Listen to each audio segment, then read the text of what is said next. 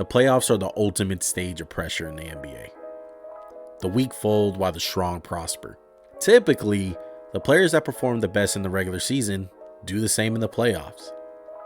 And with the playoffs quickly approaching, James Harden has a chance at redemption for his past playoff failures. Welcome to the video, guys. Today we are doing James Harden, another MJC original video, this time NBA edition. And if you guys are new to the channel, go ahead and hit that subscribe button, hit that like button, turn on post notifications for every time we drop a banger like this one. And let's get at it. What separates a great player like Harden from the all-time greats? Let's take MJ, Kobe, LeBron. Have they won an MVP? Yes. Made all NBA? Yes. Won championships? Of course. Finals MVP? Duh. Now let's compare that to James Harden's resume. As impressive as it is, what's missing is more evident than what's there. 0 championships, 0 final MVPs. The best players in the league have that postseason moment that fans can envision when they close their eyes. Whether it's MJ, Game 6 in Utah, LeBron with the block, or Kobe's alley-oop to Shaq. But Harden doesn't even have a notable moment like that. And for all you Harden apologists, fear not, there's still hope. He still has a chance to change his legacy. For an example, a guy dear to my heart, Peyton Manning, who like Harden would dominate in the regular season, but during the playoffs, he would struggle and could never get over that hump. Eventually, Manning would win multiple championships, effectively getting that monkey off of his back. Harden is in a similar position to do just that. Superstars in the NBA are always going to get that lion's share of blame when it comes to postseason failure. But Harden has been the opposite of this. It seems like every time this dude has a bad game, he somehow gets this famous hall pass. Whether it's playing the big three, not having a superstar, Chris Paul's hamstring exploding, or simply playing with Russell Westbrook. Is it valid, or has Harden underperformed time and time again? Let's get into that famous MJC time machine for a flashback. It's the 2012 NBA Finals. The Heat are playing the Thunder. Everyone knew the Heat would be there, but the Thunder were a surprise. The Thunder are led by young trio Kevin Durant, Russell Westbrook, and James Harden. In recent interviews, Miami Heat forward Chris Bosh has stated the game plan going into the series was to stop Harden. The Heat were more focused on stopping Harden than anyone else. They succeeded in their plan as Harden struggled, averaging 12 points, 5 rebounds, 3 assists, while shooting a horrible 37% from the field and 32% from 3. Hall pass number 1. Harden's not the main guy, he's too young. Following a contract dispute, the Thunder broke up their big three, and Harden became a Rocket. The Rockets would reap the immediate rewards, with Harden setting career highs across the board and solidifying himself as a superstar. They won 13 more games than the year before and were the eighth seed in the playoffs. There they would face the team that traded Harden in the Thunder. OKC won the series in 6 games, but the Rockets put up a fight, but it wasn't good enough. Hall pass number 2. The Rockets gave up a lot to get Harden. Team's not good enough. With the signing of superstar Dwight Howard, the pressure was on in Houston. First year the partnership was good, as they made the playoffs as the 4 seed and faced the Portland Trailblazers in the first round. Harden would have his typical shooting struggles, but perhaps in a sign of things to come for Harden, he was bailed out in Game 3 by an undrafted rookie named Troy Daniels. Laying out to Daniels, Daniels for 3, it's good! The series went 6 games, but a second-year guard on Portland named Damian Lillard cut the Rockets' heart out with a game-winning shot. Hall pass 3. Dame Lillard hit a lucky shot. It's the semifinals against the Los Angeles Clippers. The Rockets are on the brink of elimination and down 19 points late in the third quarter of Game 6. Up to this point, Harden has been awful. Stat line is 5 for 20, 23 points. But there is still time for him to lead the Rockets on a comeback, right? Well, instead of willing his team back, Harden is benched by coach Kevin McHale. But something weird happens. His team starts to come back, led by the likes of Corey Brewer, Josh Smith, and Jason Terry. They do the impossible and win the game without their star.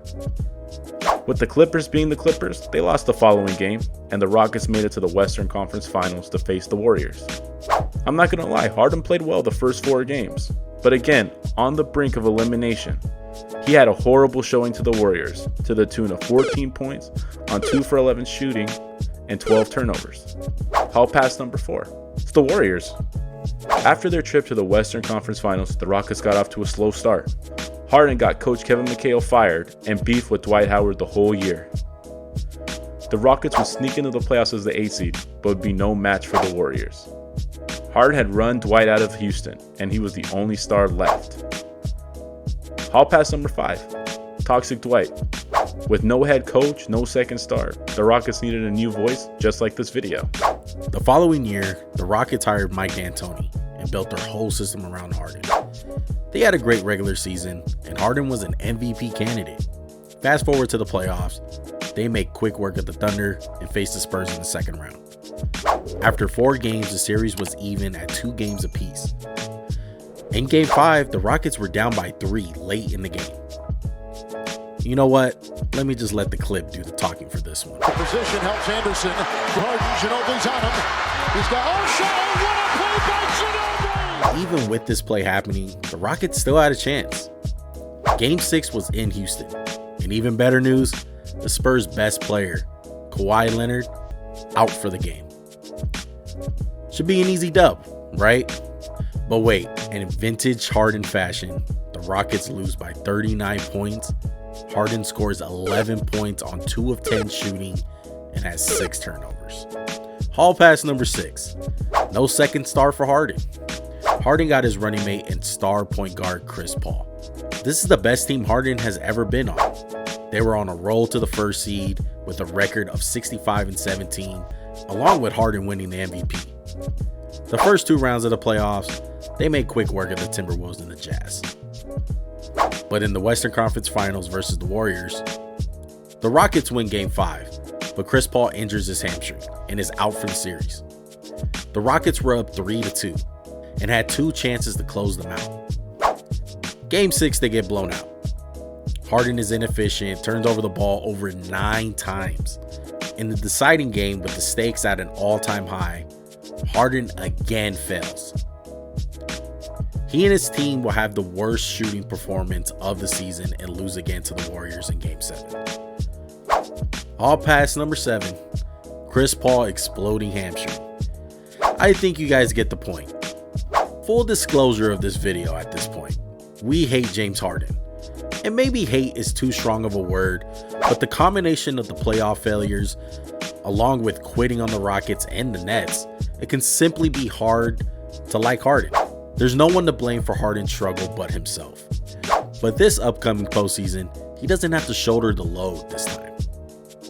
He isn't the best player on his team anymore. That honor belongs to Joel Embiid. But what this team needs, and has needed ever since Jimmy Butler has left, is a closer, and James Harden can be that for this team. Harden has provided a golden opportunity when he got traded to the 76ers. He can change his legacy with one great postseason run. As of right now, Harden has failed at the game's biggest stages. But he's not different than any other superstar.